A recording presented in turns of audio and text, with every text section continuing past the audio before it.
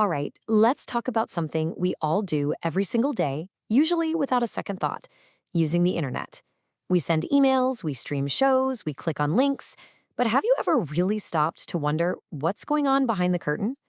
Well, it's not magic, so let's dive in and uncover the incredible mechanics that make it all happen. Seriously, think about it. In that split second after you click send or tap a link, what's actually going on? Your request doesn't just poof appear on the other side of the world.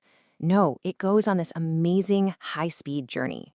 And that journey, it turns out, is guided by three essential pieces of hardware. Think of them as the internet's traffic cops. You've got the switch, the router, and the firewall. Each one has a really specific, really important job. So let's follow a single packet of your data and see how they get it where it needs to go. Okay, so before our little data packet can go on its big global adventure, it has to start small. It's got to figure out its own local neighborhood first. Your home network or the office network. And that's where traffic cop number one steps in.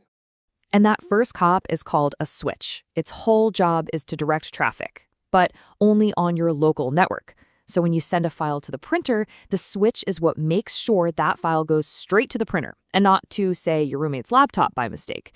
It's all about smart, efficient local delivery. Yeah, this mail sorter analogy is pretty much perfect. Imagine you're in a big office building. The switch is the person in the mailroom who knows exactly which desk to send each piece of internal mail to.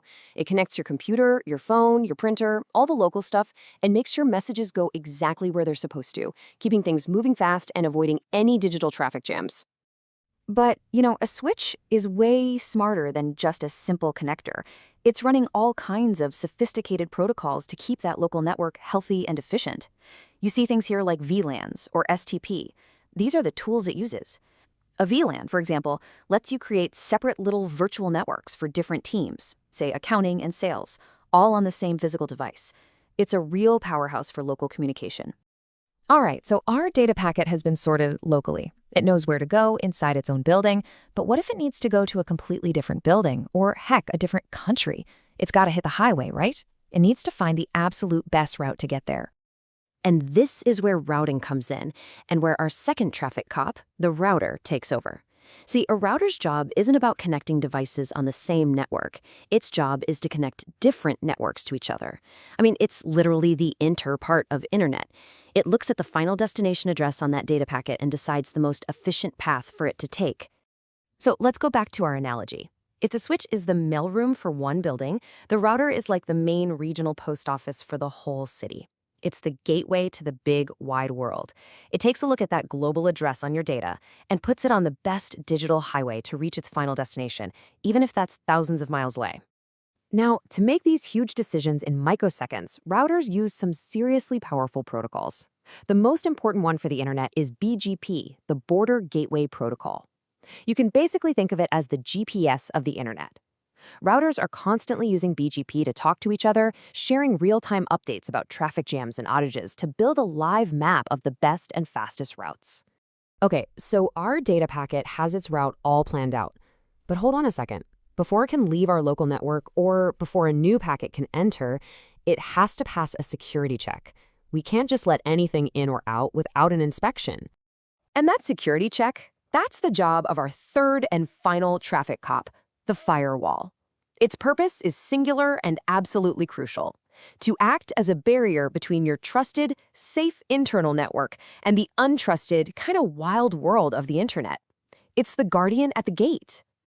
The customs agent analogy is perfect here. Just like an agent at a border crossing, the firewall inspects every single data packet trying to get in or out. It checks each one against a predefined set of security rules and decides you can pass or nope, you're blocked. It's what protects your entire local network from all kinds of outside threats. So how does it do this? A firewall uses a whole arsenal of security tools, things like NAT, IPS, and ACLs. For instance, access control lists, or ACLs, are kind of like a bouncer's guest list. They have simple rules like block all traffic from this known sketchy address, or only allow web traffic into our server. These rules enforce security policy, and they are your network's first line of defense. So, switch, router, firewall. These aren't competing technologies. They're a team. They have to work together seamlessly to provide the fast, reliable, and secure internet experience that we all depend on.